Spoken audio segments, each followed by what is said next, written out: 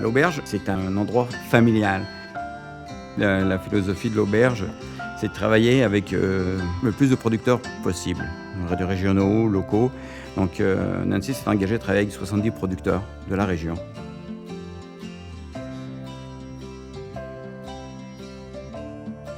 Donc l'esturgeon d'automne, on va prendre de l'esturgeon de notre ami Donald Lachance. On assaisonne, piment d'Espelette, un peu de sel, un peu de poivre, huile d'olive, vin blanc. On va mettre ça dans un sac sous vide, puis on va cuire au thermocirculateur. Pendant ce temps, on va préparer une purée de carottes.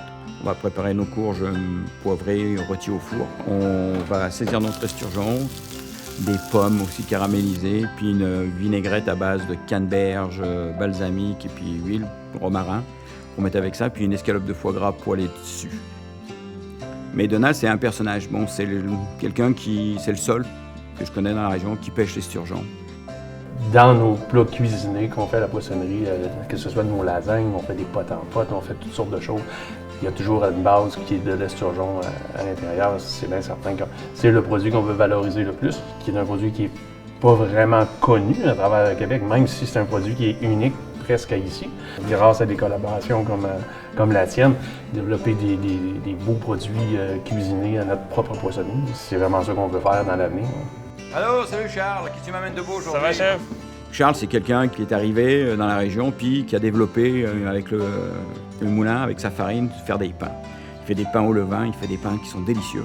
C'est des exclusivités. C'est ça qui est le fun de travailler aussi avec des artisans. Mais moi j'aime bien le côté comme ça, bien croustillant, bien cuit. Là, Ouais, tu vois, on a mis pas mal d'eau dans la pâte, donc ça croustille. Mais la couleur est là, la cuisson, donc ça fait que la croûte est quand même fine, même si c'est bien cuit en fait. Donc c'est comme ça que je l'aime, moi. Il n'y aura plus qu'à déguster. Hein, ouais. On donnera des nouvelles. Parfait. Bonjour Pascal. Salut Émilie, tu m'amènes des légumes pour aujourd'hui, Ouais, super. des Betteraves, carottes, pommes de des terre. Ouais. Elle a fait son cours en agriculture, puis elle a repris en fin de compte toute la compagnie de ses parents.